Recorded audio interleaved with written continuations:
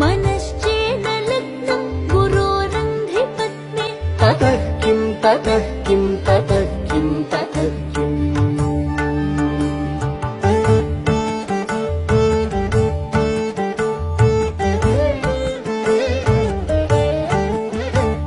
कलत्रं धनं पुत्रपौत्रादि सर्वं गृहं बान्धव सर्वमेतद्धि जातम्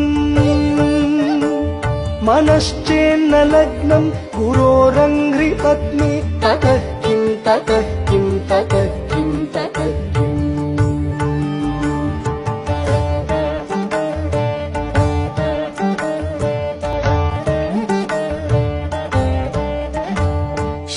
षडङ्गादिवेदो मुखे शास्त्रविद्या कवित्वादिगद्यं सुपद्यं करोति मनश्चेन लग्नं गुरोरङ्घ्रिपत्नी ततः किं ततः किं ततः किं ततः किम्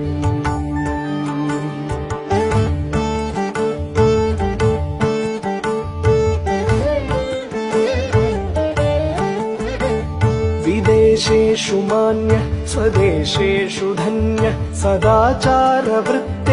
मत्तो न चान्यः मनश्चेन्न लग्नं गुरोरङ्घ्रिपत्नी ततः किं ततः किं ततः